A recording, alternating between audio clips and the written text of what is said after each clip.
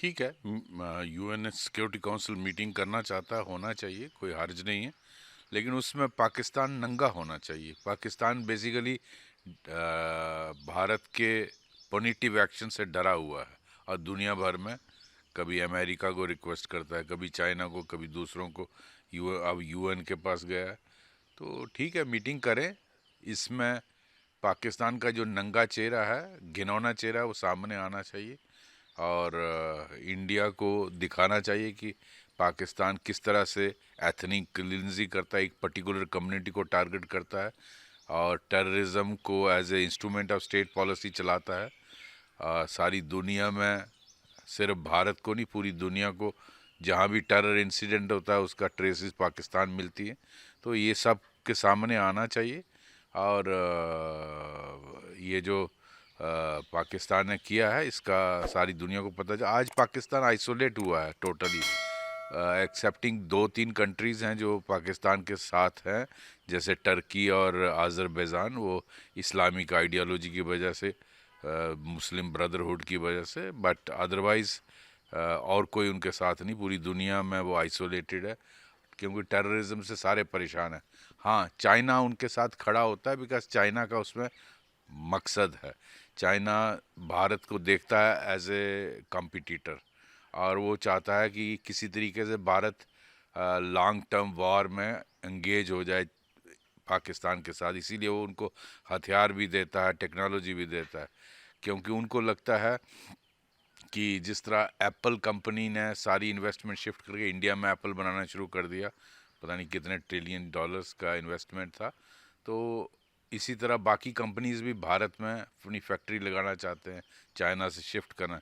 तो अगर हमारे यहाँ हालात डिस्टर्ब हो जाएं, वार हो जाए, तो उसको लगता है फिर इन्वेस्टमेंट नहीं आएगी, चाइना से शिफ्ट नहीं होगा। तो बेसिकली वो कंपटीटर देखता है इंडिया को, दैट इज़ उसका वही उतना ही इंटरेस्ट है और कोई इंटरेस्ट नहीं है। वो चाइना को यूज़ कर रहा है इंडिया को उंगलबाजी करने में। तो आई थिंक ठीक है, यूएन सिक्योरिटी काउंसिल मीटिंग करता है, करने दीजिए, कोई हर्ज नहीं। But we should put across our view point और एक्सपोज पाकिस्तान। सर वहीं पानी को रोका गया है, डीसिल्टिंग हो रही है, तो किस तरह देखते हैं इस कदम को? ये बहुत इफ़ेक्टिव रहेगा। थोड़ा इसका इफ़ेक्ट लॉन्ग टर्म होता है, नेचुरली इमीडिएटली नहीं होता। लेकिन पाकिस्तान को इससे बहुत तकलीफ़ होगी, उसकी फसलें ख़त्म हो जाएंगी, क्योंकि अगर आपको डाटा नहीं मिलता है कब फ्लड आ जाएगा और कब सूखा पड़ जाएगा। तो वही तो हो रहा है। एक दिन झेलम का वाटर छोड़ दिया था और 2 दिन पहले चेनाब का छोड़ दिया था। तो उसके तो सडनली जब फ्लड आ जाता है या सूखा पड़ रहा है, तो ऐसे में वो प्लानिंग नहीं कर पाएगा, उसका इरिगेशन ख़त्म हो जाएगा, फसल ख़त्म हो जाएगी और काफ़ी उसको नुकसान, पावर जनरेशन इफ़ेक्ट होगी। तो पाकिस्तान उस इसीलिए उसने कहा कि ये एक्ट ऑफ वॉर है, अगर आप पानी रोकोगे तो हम इस पे जो भी आप बनाओगे हम उसको अटैक करेंगे। और ठीक है, आप करिए, देखेंगे कौन करता है, उसका फिर जवाब भी मिलेगा। तो हमारे प्रोजेक्ट्स, 5 प्रोजेक्ट्स ऑलरेडी अप्रूव्ड हैं, उनको कंप्लीट किया जाएगा। उनकी जो रिक्विजिट हाइट है वो कंप्लीट की जाएगी और उस पे जो कार्रवाई, वो इनफैक्ट ये रोड़े अड़ाता था, इंस्पेक्शन टीम आ रही है, ये बहुत अच्छा किया जो इंडस वाटर ट्रेटी को अवेंस में किया। अब कोई रिस्ट्रिक्शन नहीं है, आप कंप्लीट करिए प्रोजेक्ट्स को और बाकी और भी बांध बनाने की ज़रूरत होगी, बनाए जाएंगे।